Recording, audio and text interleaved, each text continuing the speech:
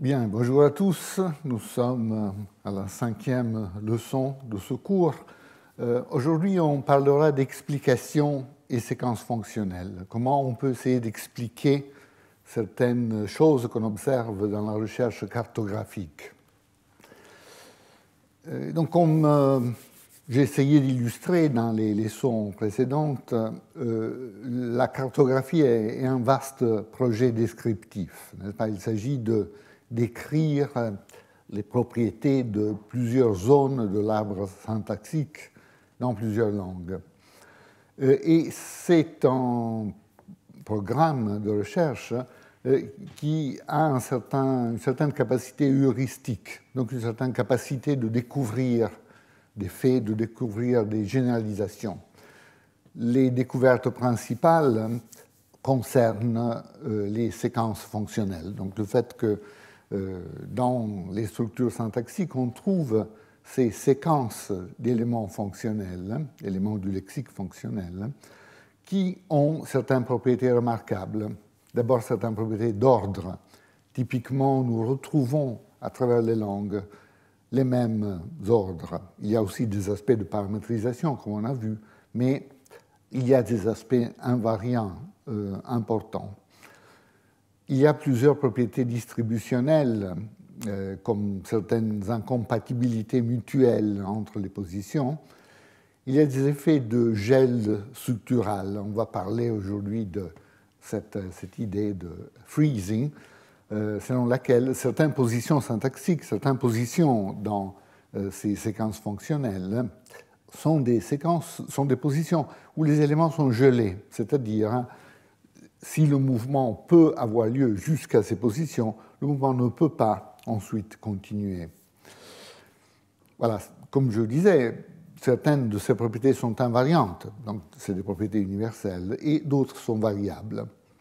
Donc il faut admettre une paramétrisation.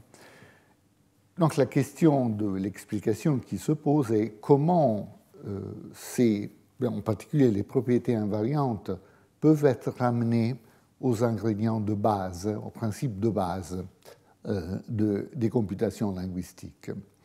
Alors cette recherche d'une explication, comme je le disais la dernière fois, peut jouer le rôle d'être un générateur puissant de problèmes empiriques. Il est très important pour les études théoriques d'être constamment nourri par des nouveaux problèmes, des problèmes intéressants. La découverte de bons puzzles, c'est quelque chose d'absolument essentiel pour le travail théorique. Et les études cartographiques peuvent jouer ce rôle en partie. Une petite considération terminologique.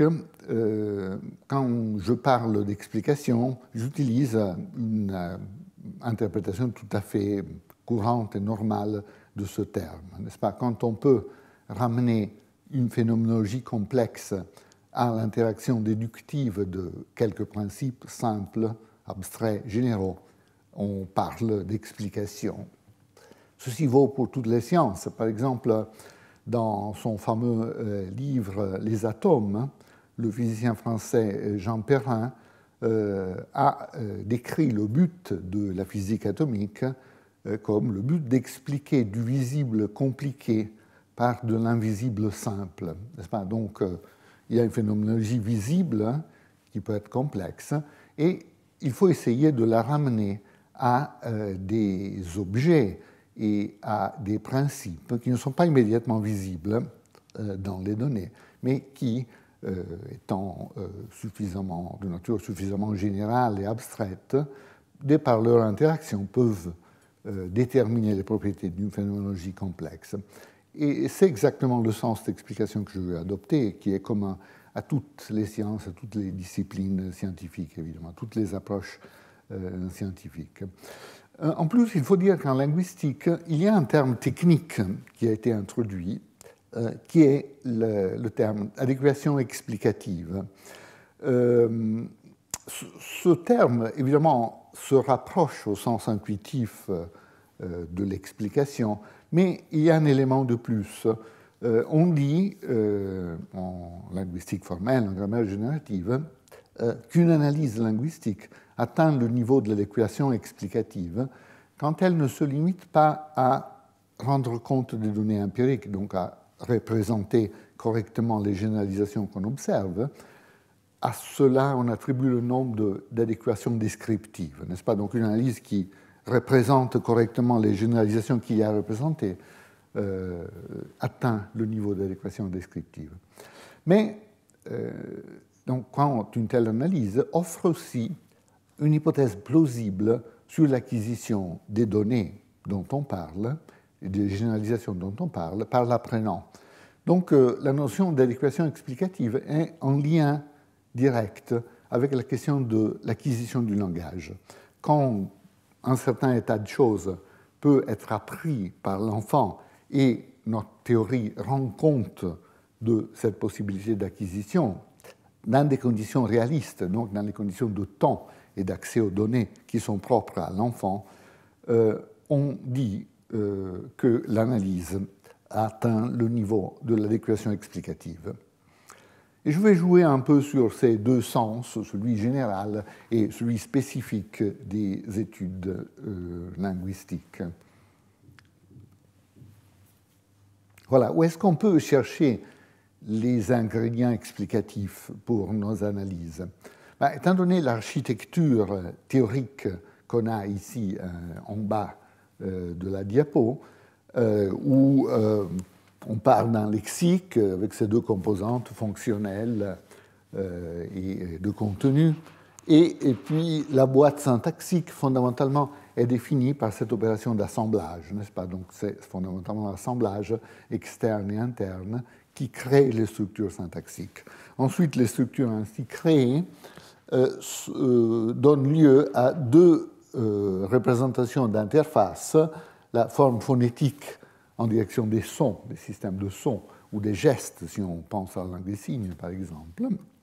Et donc c'est un système d'interface avec les systèmes de l'articulation et de la perception, et le système et la représentation d'interface de la forme logique, qui est une interface avec ce qu'on peut caractériser comme les systèmes de pensée, n'est-ce pas, les systèmes conceptuels, les systèmes intentionnels, etc. Ce qu'on caractérise informellement comme la pensée, essentiellement. Donc une interface externe et une interface interne.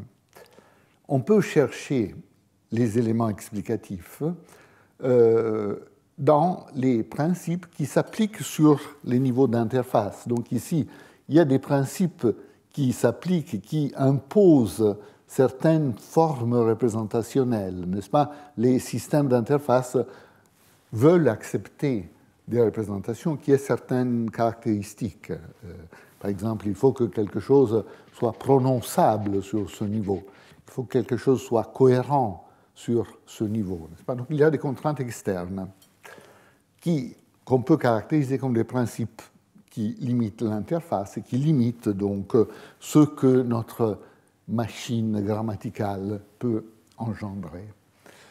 Donc il y a ces principes qui peuvent être la cause, donc qui fournit l'explication de certaines propriétés qu'on observe. Et puis il y a aussi des principes qui s'appliquent à l'intérieur de la boîte syntaxique, le principe de localité, par exemple. Donc on peut penser que ces deux ensembles de principes, ou bien d'interface, ou bien internes à la machine syntaxique, puissent être la source des explications qu'on cherche. Essayons de donner un élément un peu plus concret pour cette discussion, et donc considérons une observation empirique qui découle du travail comparatif, en particulier du travail comparatif de la périphérie initiale de la phrase à travers les langues. Considérons les structures topicales et les structures focales dont on a parlé la dernière fois. En ce qui concerne les structures topicales, on observe que beaucoup de langues admettent des topiques multiples. Donc on peut avoir plusieurs topiques. Je vais tout de suite donner des exemples. Par exemple, les langues romanes, on peut avoir plusieurs éléments dans cette construction qui représente la construction topicale. En français, la dislocation à gauche clitique. Ce livre à Marie je le lui donnerai demain. Donc ce livre à Marie peut être à gauche, mais on peut en avoir 3, on peut en avoir 4. En effet, il n'y a évidemment pas de limite supérieure au nombre de topiques qu'on peut avoir. Il y a aussi des langues où le topique est unique. Donc on peut avoir dans une phrase qu'un seul topique. Et donc il s'agit de comprendre si cette variation doit être comprise simplement en admettant un paramètre primitif ici, ou bien on peut comprendre cela par le jeu déductif d'autres propriétés, d'autres paramètres qui différencient les langues en question. Remarquez que, comme toujours, il y a des limites à la variabilité ici, hein, c'est-à-dire il y a des langues qui admettent un topique, il y a une langue qui admet une multiplicité de topiques, mais on n'a pas de langue qui admettrait 3 topiques et pas 4, par exemple, ou 4 topiques et pas 5. Hein, ça, on ne trouve pas. Donc c'est ou bien 1 ou bien une infinité potentielle. Et ça, c'est une situation tout à fait typique dans les langues humaines, qui peut être caractérisée en disant, en observant que les systèmes grammaticaux n'ont pas de compteur, n'ont pas de manière de compter, n'est-ce pas, de dire, par exemple, 3 positions mais pas 4, 4 positions mais pas 5. On pourrait dire que déjà quelques phénomènes qu'on a décrits semblent être en contradiction avec ça, parce qu'on a parlé de V2, n'est-ce pas? V2, ça veut dire que le verbe est en deuxième position. Donc ici, le système semble devoir être capable de compter jusqu'à 2. Mais en effet, ce n'est pas la bonne manière de caractériser la chose, parce que dans les langues V2, on va reprendre les phénomènes V2, en allemand par exemple, ou même en anglais, ou même en français, en forme résiduelle. Ce qu'il y a est vraiment qu'il n'y a qu'un élément d'une certaine position. Il y a une position spécificateur et une position de tête et une seule. Donc, de facto, en prenant ce schéma, on obtient un état de choses selon lequel le verbe fléchi est toujours en deuxième position. Mais on n'a pas besoin de compteur ici. Il y a simplement une seule position de spécificateur et une seule position de tête. Voilà, donc il y a ces propriétés dont on va parler. Il y a une différence importante entre les topiques et les fossiles, en ce que les langues ne semblent admettre qu'un seul focus. En tout cas, certainement, de manière beaucoup plus claire, les langues qui utilisent la périphérie initiale de la phrase pour la focalisation n'utilisent qu'une position dans la périphérie initiale de la phrase. Donc on ne trouve pas des langues avec 2 focus, par exemple, ou plus qu'un focus. Donc il y a une asymétrie entre les topiques et les focus. Comment exprimer cela? Bon, voyons des langues qui illustrent ce phénomène de topiques multiples. Les langues romanes, l'italien, le français, montrent la possibilité de topiques multiples. Par exemple, en italien, l'exemple 1, a Maria il tuo libro, io devi dare al più presto. L'exemple français correspondant aussi tout à fait possible. Ici, nous avons un objet indirect, un objet direct, qui sont possibles comme 2 topiques à la périphérie gauche. L'ordre n'est pas pertinent, donc on peut avoir les 2 ordres. L'exemple 2 est la langue africaine abidji, parlée en Côte d'Ivoire. C'est fondamentalement le même type d'exemple que dans la langue romane, sauf qu'ici, c'est l'une des langues, comme c'est souvent le cas dans les langues kwa, la famille à laquelle cette langue appartient, où on observe que les têtes topicales sont typiquement représentées par ce petit morphème eke, n'est-ce pas? Donc ici, vous avez 2 topiques, coffee, topique, banane, topique. Il l'a appelé, quelque chose comme ça. Et vous voyez que les 2 topiques sont suivis par la tête topicale. Comme je disais, topiques multiples possibles, au moins dans ces langues, mais focus unique. Donc l'abidji, en bonne langue kwa, a aussi un marqueur focal, qui est cet élément B, mais il peut être présent dans une structure, dans une seule position. Donc, dans une périphérie gauche, on ne peut pas avoir 2 éléments focalisé. Et cette unicité du focus est très facile à voir dans les langues qui ont un marqueur explicite, parce qu'il suffit de compter le marqueur et voir qu'il y a toujours un seul. Et il y a cette asymétrie systématique avec les topiques. Dans des langues comme les langues romanes qui n'ont pas de marqueur explicite du focus, c'est légèrement plus difficile parce qu'il faut pouvoir distinguer clairement le focus du topique. Il y a eu beaucoup de confusion entre ces deux notions. Par exemple, en anglais, pendant longtemps, on a parlé de topicalisation en se référant en même temps au mouvement topique et au mouvement focus. Il n'est pas trop surprenant qu'il y ait eu cette confusion en anglais parce qu'il n'y a aucune manière syntaxique, il n'y a pas de marqueur, mais il n'y a aucune manière syntaxique claire de distinguer entre les deux constructions. Dans les deux cas, on antépose un élément et c'est tout fondamentalement. Il y a des différences d'intonation, bien sûr. Le focus est toujours marqué par ce contour spécial qu'on a illustré. Le topique a un autre contour, donc on peut distinguer sur la base de l'intonation, sur la base de la pragmatique. Mais la syntaxe ne nous aide pas beaucoup dans ces langues. Dans la langue romane, déjà, la syntaxe nous aide beaucoup plus parce que si vous prenez des langues comme l'italien, ou l'espagnol, ou le portugais, nous avons que, pas le portugais vraiment, l'italien, l'espagnol, le catalan aussi, le roumain aussi, nous observons que dans la construction topicale, il y a toujours ce petit clitique obligatoire qui correspond, en tout cas, au topique objet. Le livre, je le lirai. On a besoin de ce « le » dans cette construction. Tandis que le focus initial ne va jamais avec ce clitique résomptif, on dit, donc qui reprend la position initiale. Donc là, il y a au moins une distinction syntaxique, même s'il n'y a pas de tête focale ou topicale explicite. Voilà. Dans la langue romane, il faut donc faire un tout petit peu plus d'attention. Je reprends ici le contexte qui légitime un certain type de focus, le focus correctif. Donc quelqu'un dit, par exemple, supposons en italien, l'exemple A, dovremmo leggere il libro di Gianni, donc nous devrions lire le livre de Jean, de Gianni. Là, on peut corriger cette affirmation en utilisant un focus correctif dans un exemple comme B. Non, il tuo libro dovremmo leggere, non quello di Gianni. Donc vous voyez, vous avez l'élément corrigé, ton livre, on devrait lire plutôt que celui de Jean, qui est en position initiale avec cette intonation très spéciale. Comme on disait, ce n'est pas une manière vraiment naturelle en français de focaliser un élément, ou correctivement, ou en général de focaliser un élément. On utiliserait plutôt la construction clivée, donc c'est ton livre que nous devrions lire, pas celui de Gianni. Voilà, donc étant donné ce contexte, on peut très facilement imaginer des situations discursives où il n'y a pas un seul élément sur lequel je ne suis pas d'accord avec mon interlocuteur, mais il y en a deux.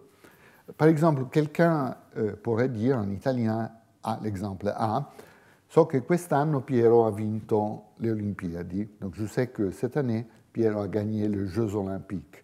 Enfin, je pourrais ne pas être d'accord, parce que je sais que c'est Gianni, non pas Piero, qui a gagné une compétition importante. Et puis, en effet, la compétition en question, ce n'est pas les Jeux Olympiques, c'est le championnat du monde. Donc je pourrais être en désaccord sur deux éléments, ou même trois.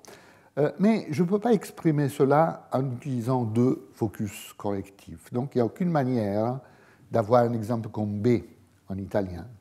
Ti sbagli, quest'anno Gianni i mondiali ha vinto, non Piero le Olimpiadi. Donc ici, vous essayez de corriger deux éléments, la structure est totalement impossible.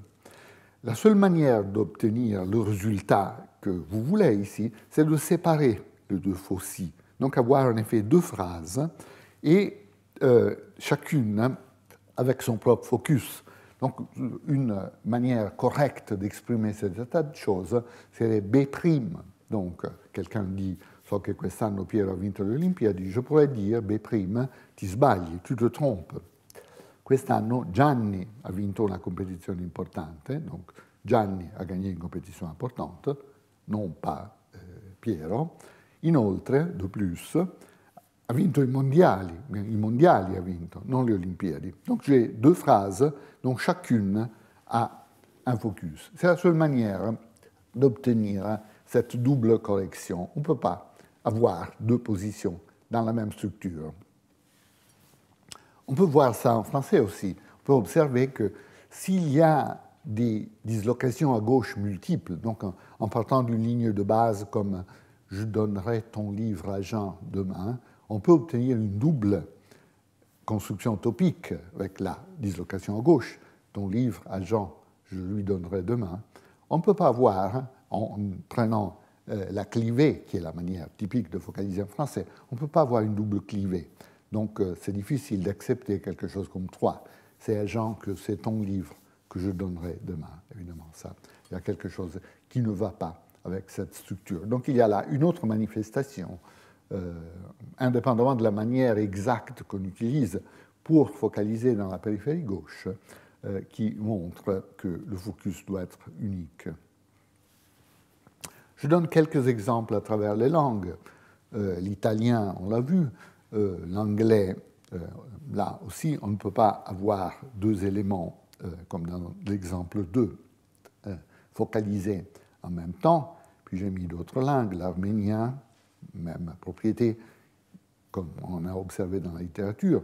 L'hongrois, j'ai dit à plusieurs reprises que le hongrois est une langue très intéressante qui a une périphérie très développée et très utilisée. Là aussi, on peut focaliser un seul élément, donc par exemple le sujet ici, mais non pas le sujet et le complément en même temps. Donc, quelqu'un a parlé avec quelqu'un d'autre, je peux pas. Donc, Jean a parlé avec Pierre, fondamentalement.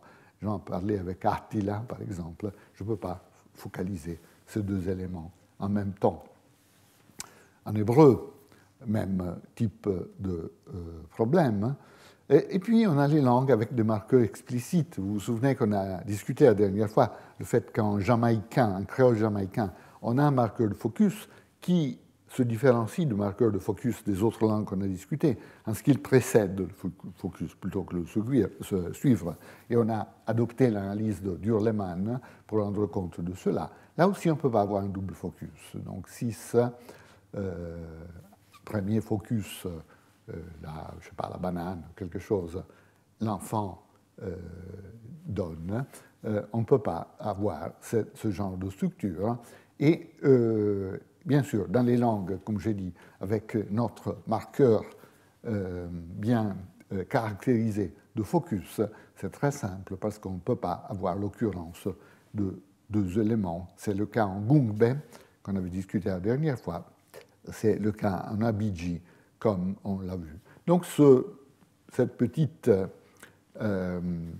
synthèse de ce qu'on observe à travers les langues suggère qu'il y a quelque chose de profond sur cette unicité de focus. Donc cela suggère qu'il faut penser à une explication de principe.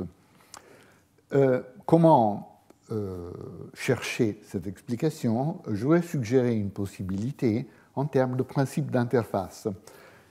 Considérons encore un instant le contexte du focus correctif. Donc quelqu'un dit quelque chose, je peux vouloir le corriger en soulignant l'élément sur lequel la correction porte, par exemple ton livre, plutôt que le livre de Gianni, c'est ce que tu devrais lire. Et ensuite, une partie de la phrase représente ce qui est présupposé, ce que je partage avec mon interlocuteur. C'est-à-dire, dans cette situation de correction, je suis d'accord avec mon interlocuteur que nous devrions lire quelque chose, mais je ne suis pas d'accord sur l'objet spécifique qu'on devrait lire. Donc, il y a un focus et il y a une présupposition, quelque chose qui est accepté par les deux locuteurs.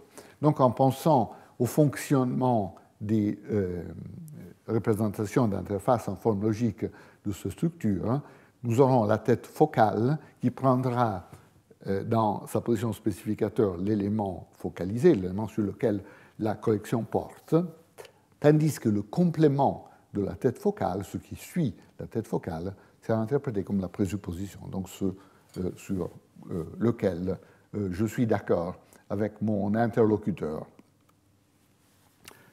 Voilà, alors vous voyez que cette simple hypothèse sur la nature de l'interface donne une explication immédiate de l'unicité du focus. Pourquoi?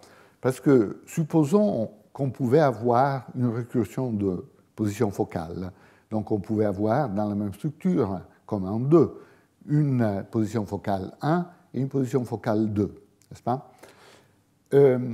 Dans ce genre de représentation, il y a un élément, le spécificateur du focus 2, qui devrait être en même temps focus en tant que spécificateur du focus 2, mais partie de la présupposition de la tête focale 1, n'est-ce pas? Donc là, il y a un conflit. Quelque chose ne peut pas être en même temps focus, correctif en particulier dans ce cas, mais aussi d'autres types de focus ont les mêmes caractéristiques. Quelque chose ne peut pas être en même temps focus et présupposition. Donc, la seule manière d'éviter cela, c'est de ne pas avoir une récursion de la tête focale à l'intérieur d'une structure. Donc, de cette manière, on obtient, par un simple principe d'interface, par une simple caractérisation du principe d'interface qui interprète ces structures, nous arrivons à déduire l'unicité, l'impossibilité de récursion des positions focales. Pourquoi la différence observée entre topique et focus? Parce que la position correspondante dans les structures topicales, on a cette articulation topique-commentaire, hein, eh bien, la notion de commentaire est une notion très simple. N'importe quoi peut être un commentaire, fondamentalement. N'importe quelle structure phrasale peut fonctionner comme un commentaire sur un certain topique. Donc, rien d'évident n'empêche, dans l'interprétation de cette structure, que le commentaire ait à son tour une configuration topique-commentaire. Donc, rien d'évident n'empêche la possibilité d'une récursion des têtes topicales. Donc, nous aurons la tête topicale 1, structure topique-commentaire, qui prend une autre structure topicale 2, et cette deuxième structure a à son tour la configuration topique-commentaire, mais rien d'évident ne cloche avec cette représentation, comme conséquence de la faiblesse du caractère extrêmement générique de ce qui peut être un commentaire. Donc, il y a une différence entre la notion de présupposition, qui est incompatible avec quelque chose, la notion de commentaire, qui en tant que tel n'est pas évidemment incompatible avec quelque chose. Voilà, donc ça c'est l'hypothèse que j'avais formulée déjà dans mon papier des années 90 pour rendre compte de l'unicité de la position focale en comparaison avec la position topicale. Maintenant, les choses se compliquent rapidement. Si on regarde des langues comme l'italien, on voit que la contrainte contre la multiplicité des focus, des foci, est encore plus forte. Si vous prenez maintenant une phrase complexe, donc il y a une structure principale, un verbe comme dire, par exemple, j'ai dit que nous devrions lire ton livre, par exemple, on prend ça comme ligne de base. On peut avoir en italien un focus correctif dans la phrase principale et ottenere des structures comme un a. A Gianni ho detto che dovremmo leggere il tuo libro, donc à Jean j'ai dit que, etc., etc. Donc focus dans la phrase principale. On peut avoir un focus au début de la phrase subordonnée, donc un B. Io ho detto che il tuo libro dovremmo leggere, non quello di Franco. Donc je lui ai dit que ton livre, position focale, on devrait lire, etc. Je rappelle, comme toujours, que ces structures ne sont pas naturelles en français, mais sont parfaitement naturelles en italien, en espagnol, dans d'autres langues romanes. Donc, un dans la principale, un dans la subordonnée. Mais on ne peut pas avoir en même temps un focus dans la principale et dans la subordonnée. Donc, quelque chose comme un C. A Gianni ho detto che il tuo libro dovremmo leggere, non a Piero, quello di Franco. Vous avez les deux foci, c'est pas bon, c'est pas possible. Donc, évidemment, dans une langue comme l'italien, ce n'est pas uniquement dans la phrase simple qu'on a cette incompatibilité, c'est aussi dans des structures complexes qu'on ne peut pas avoir de telles configurations. Dans mon analyse de 1997, dans le papier sur la périphérie gauche, j'avais dit que peut-être on ne devait rien ajouter à ce qu'on avait dit sur la phrase simple. Tout simplement en utilisant le même principe interprétatif, on pouvait rendre compte de l'impossibilité aussi dans la phrase complexe de deux focus, deux fauci, dans deux clauses distinctes, n'est-ce pas? Parce que si tout ce qui suit, tout ce qui est sécommandé par la tête focale, donc nous avons dans cette représentation la tête focale qui sécommande toute une partie de l'arbre qui peut être très complexe, si tout cela est caractérisé comme présupposition, peu importe si une autre éventuelle position focale est immédiatement ici ou bien dans une position beaucoup plus profonde dans l'arbre, de toute façon, cette autre position focale sera à l'intérieur de la présupposition de la première tête focale, ce qui déterminera le conflit interprétatif qu'on a vu. Donc, je m'étais tiré de cela en disant, bon, c'est simple, c'est le même principe. Mais ce type d'approche, clairement, n'est pas correct.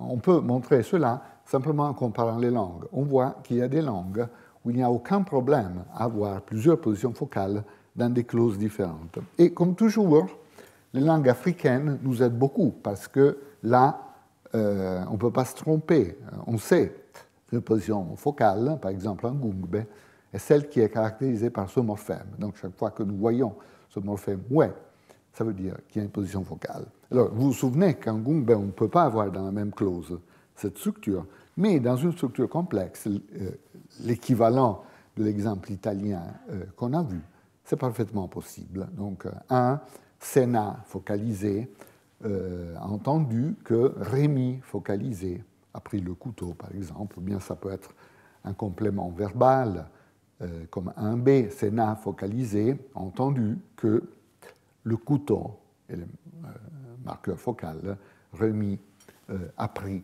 Parfaitement possible. Donc il faut dissocier le cas de la structure simple, où l'exclusion est générale, et le cas de la structure complexe, où on observe une variation. Il faut admettre une paramétrisation dans ce genre de situation pour la structure complexe. Comment procéder? Il y a une deuxième hypothèse qu'on peut faire. Donc on pourrait, j'ai pendant quelque temps considéré cette possibilité, on pourrait penser que le calcul de la présupposition est paramétrisé.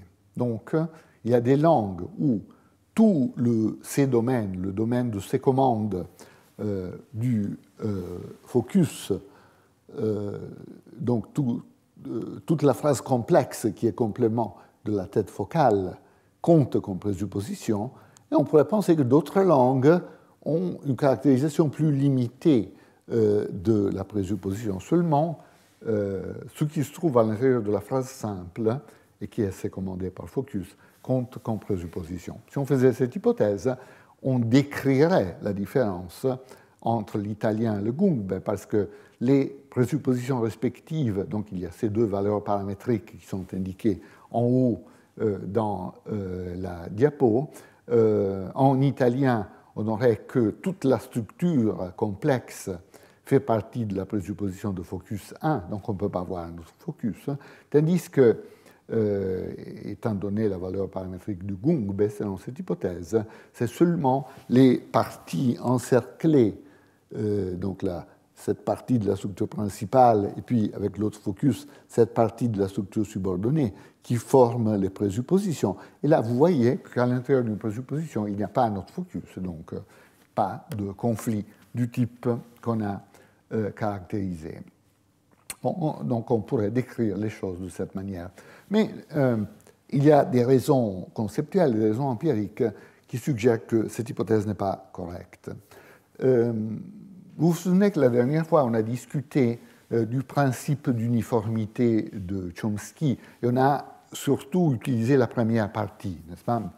In the absence of compelling evidence to the contrary, assume languages to be uniform. Donc l'hypothèse initiale, méthodologiquement, c'est de partir de l'idée de l'uniformité. Donc il faut partir, quand on compare deux langues, partir de l'hypothèse qu'elles sont identiques. Ce qui n'est pas vrai, évidemment, mais il faut partir de cette hypothèse et ensuite l'affaiblir sur la base des données empiriques qu'on trouve.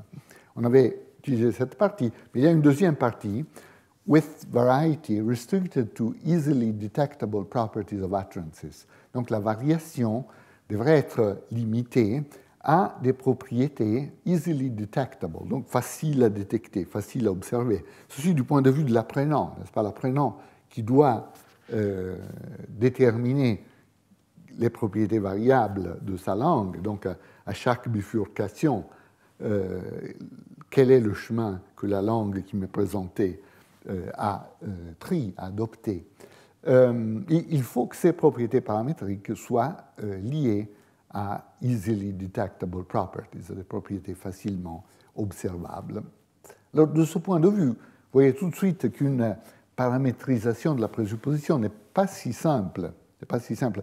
Ça ne engendre pas nécessairement un problème d'apprenabilité, un paradoxe d'apprenabilité. On peut imaginer un scénario comme quoi cette situation serait apprenable, n'est-ce pas? Je vous le présente, je ne pense pas que c'est la solution correcte, mais je vous le présente quand même pour suivre la logique de la chose. On pourrait dire, par exemple, supposons que dans cette situation paramétrique, la valeur de l'italien est la valeur non marquée. Donc l'enfant part de la valeur de l'italien, n'est-ce pas? Donc si l'enfant est confronté à une langue comme l'italien, il ne doit rien changer, il garde la valeur non marquée. Si par contre l'enfant est confronté au gungbe, il doit abandonner l'hypothèse non marquée, et il peut effectivement le faire sur la base d'une preuve accessible qui est une structure qui présente plus qu'un focus. Donc si l'enfant qui apprend le gungbe entend une structure comme 2, il a assez d'évidence, il a assez de preuves pour dire ok, il faut abandonner la valeur non marquée. Tout ceci est vrai, donc il n'y a pas à strictement parler de paradoxe d'apprenabilité ici, mais c'est quand même un type de paramètre assez surprenant. Est-ce qu'on peut admettre des paramétrisations dans des secteurs si spécifiques à l'interface avec la forme logique? Évidemment, ce que l'hypothèse de Chomsky présuppose est que la paramétrisation sert surtout dans les domaines où on a un type d'argument très immédiatement accessible, donc dans des choses immédiatement observables, comme des propriétés observables dans la forme phonétique, dans la structure morphologique, par exemple. Donc c'est un type de paramètre qui est un peu douteux d'un point de vue conceptuel. Ce qui est plus important, il y a des raisons empiriques pour penser que l'hypothèse n'est pas correcte. C'est-à-dire, il y a des raisons empiriques pour penser que même en italien, le calcul de la présupposition ne regarde que la phrase simple. Considérez par exemple une situation comme celle qui est donnée ici. Il y a toujours 2 locuteurs. Le locuteur A dit dopo 2 ore di discussione, Maria ha detto che si doveva finire. Donc après 2 heures de discussion, Marie a dit que nous devions terminer, nous devions nous arrêter. Je peux corriger cela en disant B, ti ricordi male, Gianni ha detto qualcosa, non Maria. Donc tu ne te souviens pas bien, Gianni a dit quelque chose, non pas Maria. E poi mi sembra che abbia semplicemente detto che voleva fare una pausa. Puis il me semble qu'il avait simplement dit qu'il voulait faire une pause. Donc vous voyez que ce qui est présupposé, c'est le fait que quelqu'un a dit quelque chose, mais pas le contenu de ce qui a été dit. Donc une continuation comme celle de B n'est pas contradictoire, parce que le contenu de la subordonnée n'est pas présupposé dans ce genre d'exemple. Donc ceci suggère qu'en italien aussi, la présupposition se limite à la phrase simple. Donc, ce que cela suggère est un mécanisme comme celui qui est indiqué ici. Quand nous avons, en italien aussi, quand nous avons une tête focale, c'est le domaine de ces commandes, donc ce qui est sécommandé par cette tête, à l'intérieur de la phrase simple, qui est présupposé. Ça, c'est la présupposition nécessaire.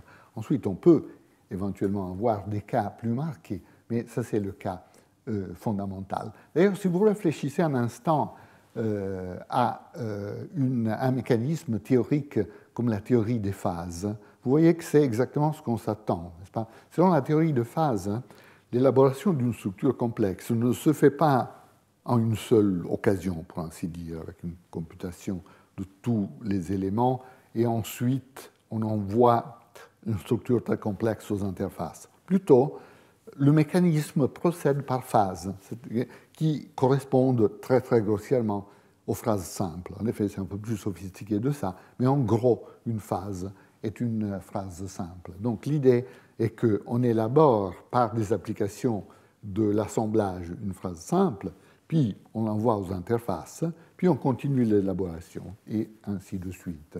Donc, évidemment, par ce mécanisme, ce qui est immédiatement accessible à la fin de chaque phase est le contenu de la phase elle-même. Donc, c'est la phrase simple qu'on est en train d'élaborer.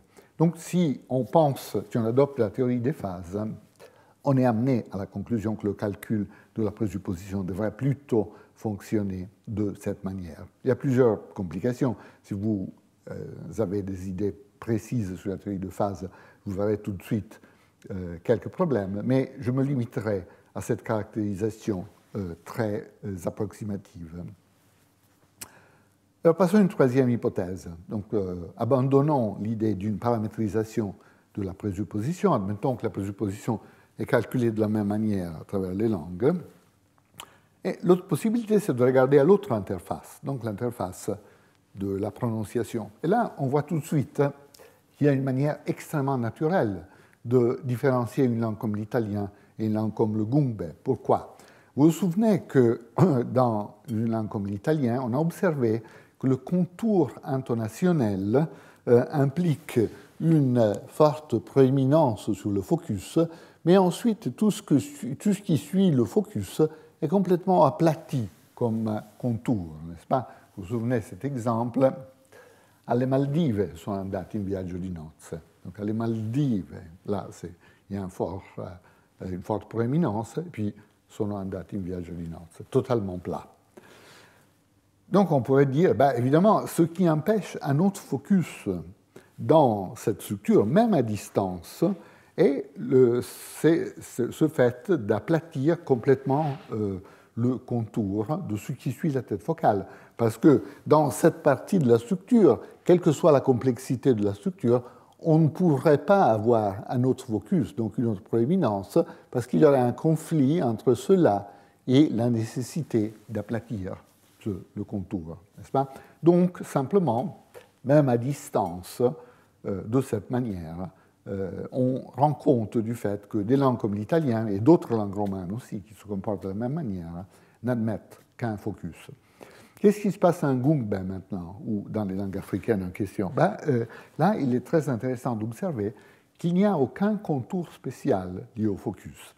Il y a une sorte de division du travail entre la morphologie. Dans ces langues, le focus est marqué morphologiquement par ce fameux marqueur comme we, par exemple, en gungbe, et la phonologie. Là, il n'y a aucun marquage. En effet, Eno Cabot le dit très clairement dans son livre, du point de vue du contour intonationnel, une structure topicale et une structure focale ne seraient pas distinctes. Elles sont distinguées uniquement par le marqueur morphologique. Donc, s'il n'y a pas de contour spécial, en particulier, il n'y a pas d'aplatissement, rien au niveau de la forme phonétique n'empêche la possibilité d'un autre focus dans une autre position de la phrase. Évidemment, deux foci dans la même phrase simple sont toujours exclus de manière uniforme, en italien, en gungbe, par la manière dans laquelle la présupposition est calculée, comme on l'a vu, dans la phrase simple. Et ce type de conflit qui serait déterminé par la présence d'un autre focus. Mais dans une langue comme le gungbe, qui ne joue pas sur le contour intonationnel, rien n'empêche d'avoir deux foci dans deux clauses différentes. Donc nous avons en principe un variant en interface avec le sens, donc au niveau de la forme logique, qui détermine le calcul de la présupposition dans les structures focales. Et selon ce principe, la présupposition est la portion de la clause simple qui est sécommandée par le focus. Et ce mécanisme rend compte automatiquement, de manière générale, de l'impossibilité d'un double focus dans la même clause simple. Et puis il y a un paramètre à l'interface avec les sons, donc il y a des langues avec un contour international spécial et de langues qui n'ont pas cette propriété. Et là où le contour international spécial est présent, il y a cette incompatibilité qu'on a vue dans le cas de l'italien. Donc de cette manière, par un principe et un paramètre, nous rendons compte de ce qui est commun entre ces deux types de langues, l'impossibilité de deux faucilles localement, et ce qui varie, la possibilité versus impossibilité de plusieurs faucilles à distance dans deux clauses différentes. Voilà, donc le paramètre qu'on postule ici, qui, si vous vous souvenez de la petite typologie des paramètres qu'on avait introduits dans la deuxième leçon, en effet, ce serait un paramètre d'externalisation, un paramètre de propriété d'externalisation. Donc certainement est un type de paramètre qui correspond aux critères énoncés par Chomsky. Nous avons ici une easily detectable property of utterance, évidemment, ce contour étant extrêmement saillant et extrêmement visible. Ok, passons à un deuxième point. On a dit que dans le cas des structures topicales, on observe variation, en ce que dans certaines langues, les topiques peuvent être multiples, dans d'autres langues, il n'y a qu'un seul topique. Ça pourrait être un paramètre primitif, mais il y a des langues, il y a des cas de comparaison où on peut faire mieux, on peut essayer de connecter ce qu'on observe à d'autres propriétés, à d'autres différences entre les deux langues en question. Donc, comparons maintenant les langues romanes et l'anglais. Dans les langues romanes, on a dit que les topiques multiples sont tout à fait possibles. Nous en avons deux dans plusieurs exemples que nous avons vus. Il pourrait y en avoir 3, il pourrait y en avoir 4. À un moment donné, il faut se limiter parce qu'il n'y a qu'un nombre limité d'éléments topicalisables, évidemment, n'est-ce pas, qu'on a simplement 2, 3 arguments. Mais il est clair qu'il n'y a pas de limitation de principe. En anglais, par contre, on n'a naturellement qu'une position topicale. Prenons comme ligne de base I'll give this book to John tomorrow. On peut topicaliser this book de A, this book I'll give to John tomorrow. On peut topicaliser to John de B, to John I'll give this book tomorrow. Mais on ne peut pas avoir les deux. Donc to John this book I'll give tomorrow. Il y a quelque chose de bizarre en anglais. Encore plus bizarre dans le cas où les deux éléments sont des DP, sont des syntagmes nominaux. Donc, vous savez qu'en principe, on peut laisser la préposition to seule. Par exemple, on peut avoir une topicalisation comme John, I'll give this book to tomorrow. Tout à fait possible. Mais avec deux DP topicalisés, d'où deux D, John, this book, I'll give to tomorrow. Totalement impossible. Si vous n'êtes pas locuteur natif de l'anglais, n'essayez pas d'avoir des intuitions, hein, parce qu'on ne peut pas, malheureusement. On a des intuitions fiables que sur notre langue native, ou nos langues natives, si nous sommes plurilingues, nous avons nous sommes des véritables bilingues ou trilingues, etc. C'est pas là, on peut avoir des intuitions. Mais si vous avez même une excellente connaissance de l'anglais comme langue seconde, no way, vous ne pouvez pas avoir confiance dans vos intuitions, c'est simplement pas possible. Voilà, donc il faut toujours interagir avec le locuteur natif, n'est-ce pas, dans ce genre de choses. Un autre exemple, ici nous avons deux DP objets directs, l'un dans une structure principale, l'autre dans une structure subordonnée. Donc on part comme ligne de base de quelque chose comme I convinced John to rent the car. Donc I convinced John, un objet direct, to rent the car, un autre objet direct. Les éléments individuels sont topicalisables. Donc vous pouvez dire de A, John, I convinced to rent the car. Vous pouvez topicaliser the car de B, the car, I convinced John to rent. Mais pas les deux. De C, John, the car, I convinced to rent. No good. Dans les langues romanes, ça va. En italien, par exemple, Gianni la macchina l'ho convinto ad affittarla. Ça ne pose aucun problème. Donc, typiquement en anglais, c'est un seul élément. On verra un peu plus tard que ce n'est pas une contrainte contre un double mouvement vers la périphérie gauche. On peut avoir plus qu'un seul mouvement, mais deux mouvements par topicalisation ne sont pas bons, ne sont pas acceptables en anglais.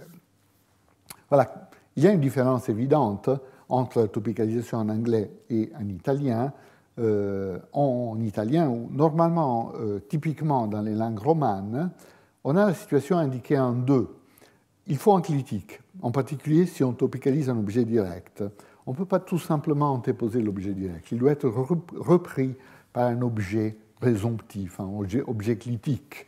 Donc 2A, il tuo libro Gianni lo darà a Maria. Ton livre, Gianni le donnera à Marie.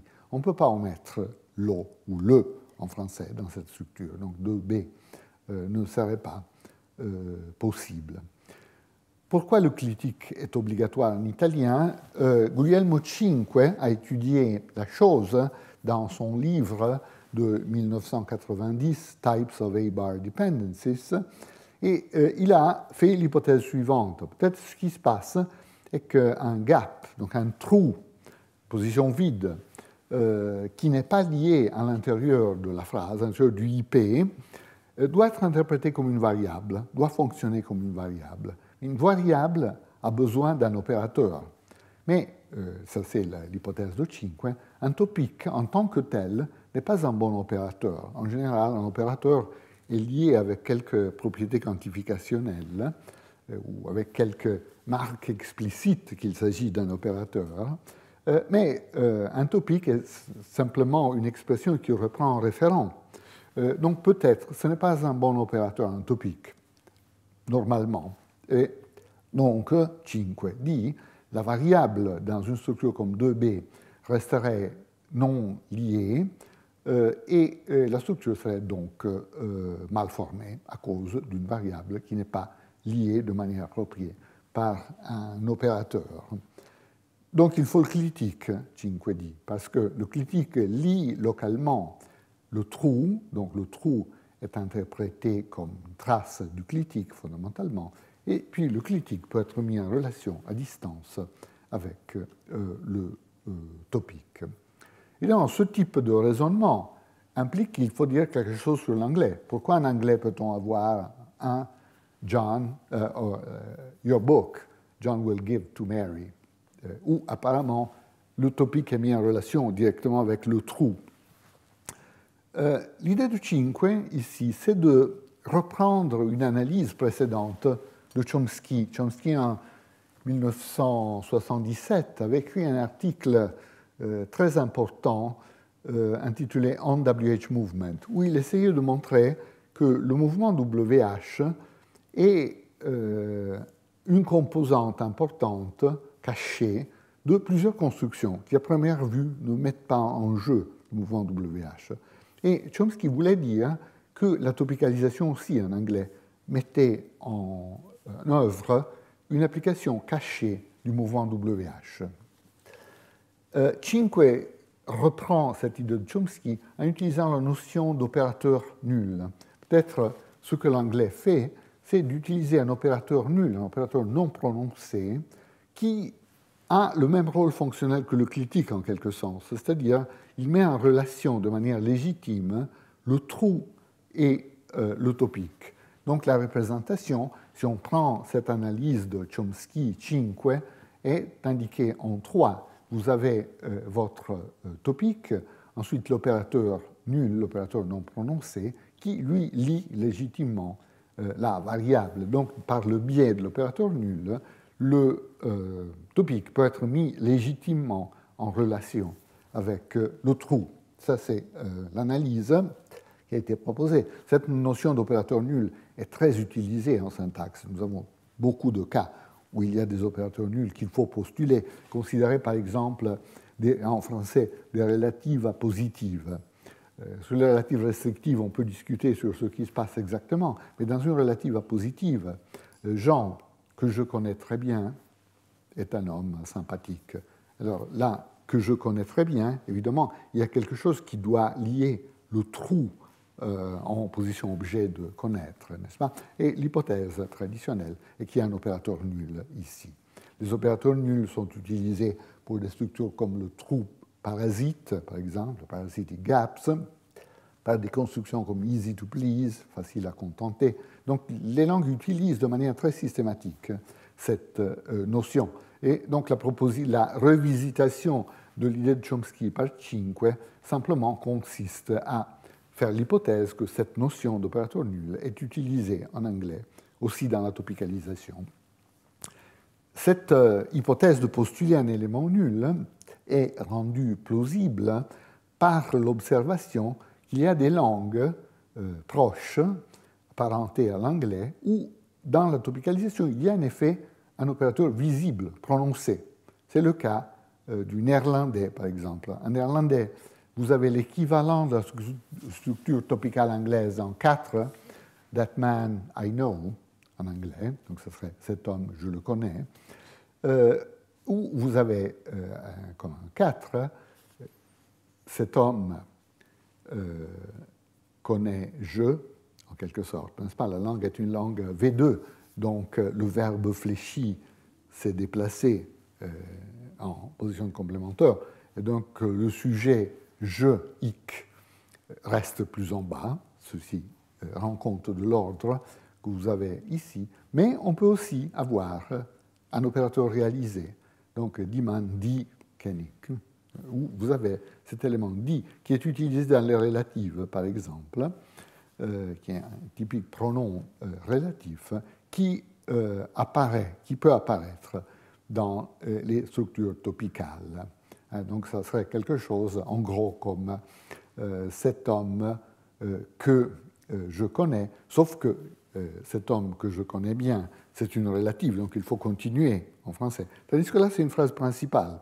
C'est un véritable cas de topicalisation en néerlandais dans une phrase principale. Comme c'est toujours le cas, dès qu'on trouve dans une langue apparentée la forme visible de ce qu'on postule abstraitement, donc d'un élément invisible qu'on postule, on peut être rassuré, n'est-ce pas? Donc, l'analyse, évidemment, a des bonnes raisons, des raisons empiriques solides pour être proposées. Un principe d'intervention dont nous avons déjà parlé, la minimalité relativisée, vous vous souvenez, fondamentalement, on ne peut pas, dans une configuration X, Z, Y, donc dans une configuration de 3 éléments comme ici, on ne peut pas établir une connexion locale entre X et Y, par exemple en bougeant quelque chose, en déplaçant quelque chose de Y à X, s'il y a un élément qui intervient, un élément Z qui intervient, et un élément qui est du même type que l'élément qu'on essaye de déplacer, par exemple. Minimalité relativisée, on l'avait utilisé, en particulier on l'avait utilisé pour rendre compte de ce contraste entre extraction d'un élément WH d'une déclarative, ce qui est tout à fait possible. What do you think John read? Donc, I think John read this. Vous pouvez former la structure en déplaçant what. What do you think John read? Mais si vous partez d'une question indirecte, I wonder who read this, vous ne pouvez pas du tout former une question sur l'objet de l'interrogative indirecte. Ce que vous obtenez, what do you wonder who read? Pas bon. Pourquoi? Parce que là, vous avez déplacé quelque chose, un élément interrogatif, qui traverse, qui croise un autre élément interrogatif. Donc il y a deux éléments. Il y a un élément Z du même type que l'élément X, et ce principe bloque l'intervention dans ce genre de structure. On a vu ça à l'œuvre déjà un certain nombre de fois. Maintenant, ce principe est immédiatement utilisable pour rendre compte de l'unicité du topique en anglais. Pourquoi? Si vous avez deux topiques en anglais et que le topique met en jeu un opérateur nul nécessairement dans cette langue, vous avez inévitablement une configuration comme celle qui est indiquée ici, et avec les deux topiques, chacun avec son petit opérateur qui le met en connexion avec le trou respectif. Mais dans ce type de configuration, inévitablement, l'un des deux opérateurs nuls croisera l'autre, n'est-ce pas? Donc, l'opérateur qui se trouve ici, en étant sorti de cette position, ne pourra que croiser l'autre opérateur. Mais c'est le même type de configuration qu'on a vu en jeu dans le cas de l'impossibilité de sortir un élément de question indirecte. C'est un cas de violation de la minimalité relativisée. Donc, ce principe, minimalité relativisée, en interaction avec l'hypothèse de Chomsky-Cinque, que la topicalisation anglaise met en jeu un opérateur nul, nous permet d'expliquer l'unicité du topique. S'il y avait plus qu'un topique, inévitablement, il y aurait une violation de la localité. Il y a d'autres différences systématiques entre la topicalisation en anglais et dans les langues romanes qui peuvent être ramenées à cette forme d'explication. Dans les langues romanes, évidemment, on n'a pas d'opérateur nul, on n'en a pas besoin parce qu'on a le clitique, et donc il n'y a pas de problème d'un opérateur qui croise un autre opérateur. On peut constater en anglais que la topicalisation est incompatible avec certaines choses, avec les questions WH, je vais illustrer cela, avec les questions oui-non, avec les impératifs. Dans la langue romane, il n'y a aucun problème, on peut avoir la topicalisation dans tous ces cas. Ces cas ont été ramenés à l'idée de la présence d'un opérateur nul dans la topicalisation dans le travail de Liliane Hagemann, par exemple. Voyons les trois cas individuels. En anglais, comme on a vu, exemple 1, on peut topicaliser dans une structure déclarative. Donc, Bill met John yesterday. Vous pouvez avoir John, Bill met yesterday. Tout à fait possible. Mais si vous avez une question, who met John yesterday? La topicalisation, John, who met yesterday, c'est pas bon. Pourquoi? Ben, toujours la même chose. Là, évidemment, la notion de même élément du même type, doit être suffisamment large pour inclure tous les types d'opérateurs. Vous avez que l'opérateur interrogatif intervient entre l'opérateur nul associé au topique. Et donc, dans ce mouvement, nous avons encore une violation de la minimalité relativisée. Dans les langues romanes, il n'y a pas d'opérateur nul, aucun problème avec la compatibilité avec les questions. 3 possible en italien, 4 est tout à fait possible. Gianni, chi lo ha incontrato ieri. En français aussi. Jean, qui l'a rencontré hier. Tout à fait possible. Pas d'opérateur nul. Donc la topicalisation ne pose aucun problème dans le cas d'une question WH. Incompatibilité aussi avec les questions oui-non. Toujours comme ligne de base, prenons la déclarative qui admet la topicalisation. John, I met yesterday, c'est bon. Mais 2, John, did you meet yesterday? C'est bizarre, c'est bizarre. Pourquoi? Ben, parce que dans le cas des questions oui-non, il faut quand même postuler un opérateur. Aussi, un opérateur invisible en anglais, mais visible dans certaines langues, dans les principales. Donc un opérateur oui-non qui sera donc dans cette position et qui empêchera le mouvement de l'opérateur topical en déterminant donc le caractère pas bien formé de ce type de structure. Évidemment aussi dans la langue romane, aucun problème, comme en 4, Gianni l'ha incontrato ieri, Jean l'as-tu rencontré hier, tout à fait possible, sans problème. Comme toujours, pas d'opérateur et donc pas d'interférence avec l'opérateur oui-non.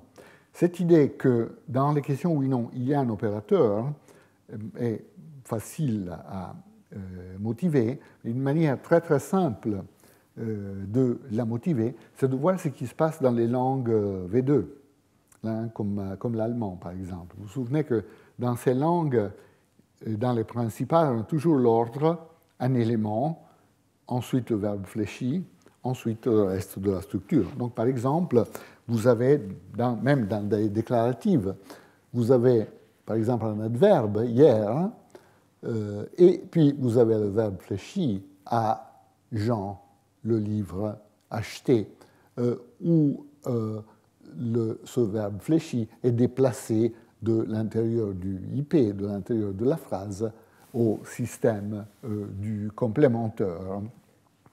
Donc il y a cette contrainte, verbe en deuxième position.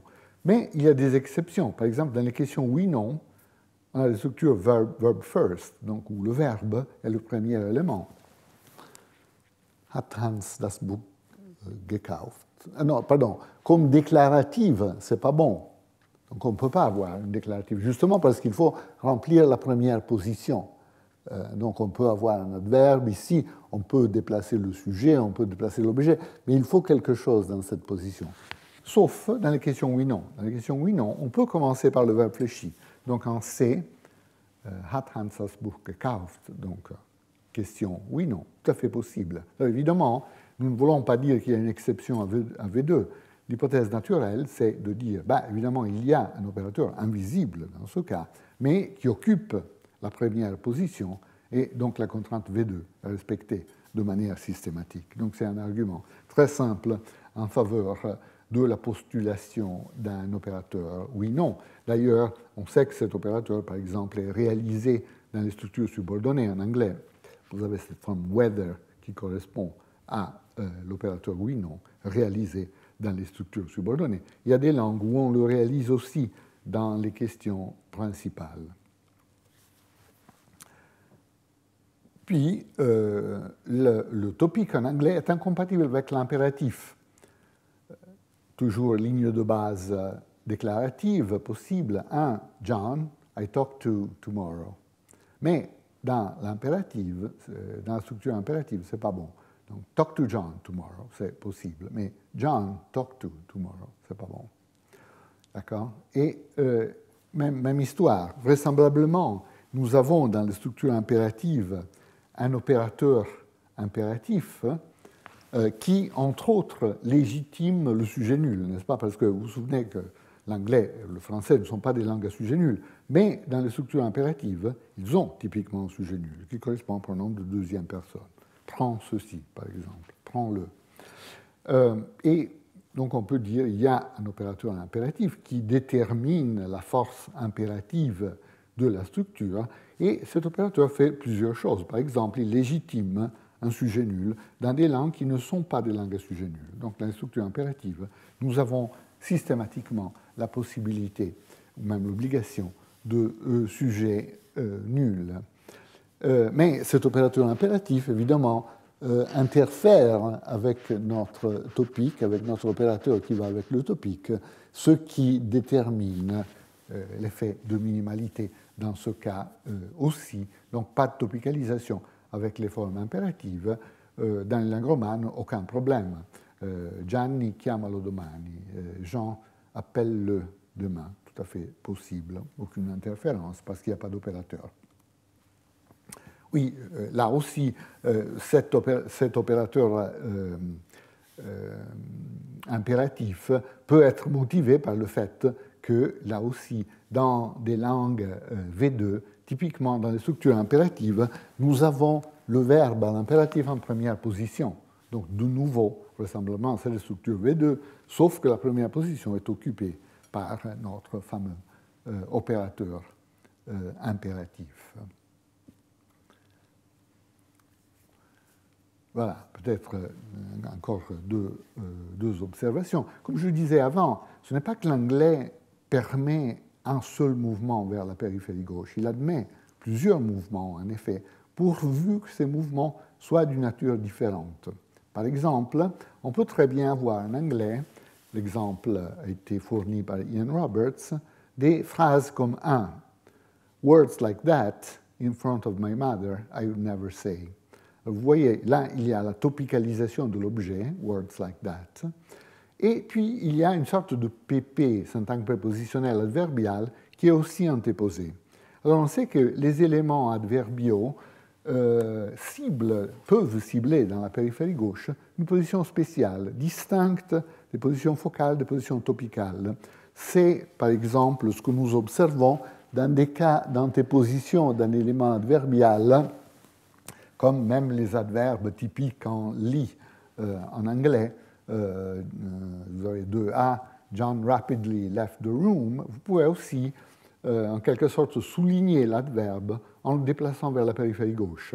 Rapidly, John left the room. C'est aussi possible. Même chose en français, évidemment. Même chose en italien. Alors, cette position ciblée par l'adverbe n'est pas, à proprement parler, une position topicale. Là, il n'y a pas de référent, évidemment, qui pourrait être topicalisé, ni une position focale. On peut bien sûr focaliser un adverbe, auquel cas l'adverbe se déplacera à une position focale. Vous pouvez dire rapidly John left, not slowly, par exemple, faire une sorte de focus correctif de cette sorte. Mais si vous dites simplement rapidly John left the room, ce n'est pas vraiment une position focale, ce n'est pas vraiment une position topicale, c'est une position d'un troisième type que j'ai appelée, simplement, à faute de meilleurs termes, position de modificateur, une position dédiée dans la périphérie gauche pour l'interposition d'un adverbe qui est de cette manière souligné, mais qui n'est ni un vrai focus, ni un vrai topique. Alors, ce qui se passe dans l'exemple de Roberts, c'est que nous avons un topique avec son opérateur, et puis ce PP, ce syntagme prépositionnel adverbial, qui cible cette opération spéciale pour l'interposition des adverbes. Donc nous aurons des représentations comme celle que nous avons ici, words like that, position topicale avec son opérateur, in front of my mother, qui s'est déplacé à la position de modificateur, I would never say. Et ici, les positions topicales avec son opérateur et de modification sont suffisamment distinctes pour ne pas déterminer une violation de la minimalité relativisée. Donc, pourvu que les positions soient distinctes, on peut avoir des mouvements multiples, même dans une langue comme l'anglais.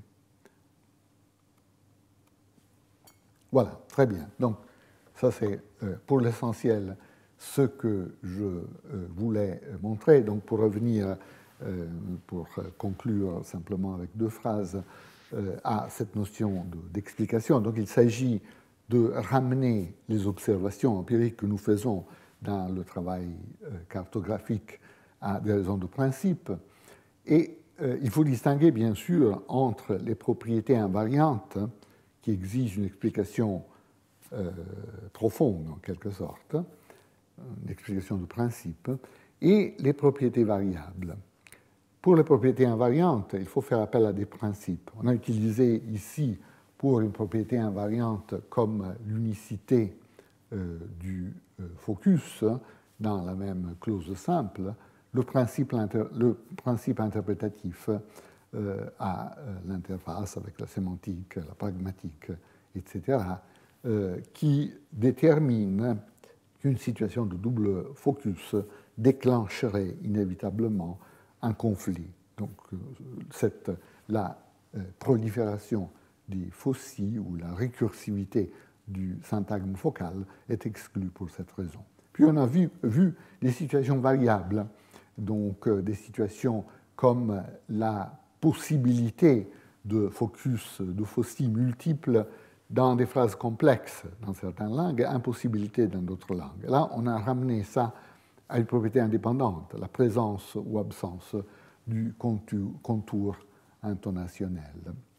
Puis on a discuté une autre propriété variable, l'unicité versus multiplicité des topiques, en comparant l'anglais et la langue romane, et on a essayé de ramener l'unicité qu'on observe en anglais au fait que la construction anglaise implique nécessairement cet opérateur pour établir une relation entre le topique et le trou à l'intérieur de la structure, une entité qui n'est pas nécessaire dans la langue romane à cause de la disponibilité systématique du clitique. Voilà, donc ça c'est un peu ce que nous avons vu.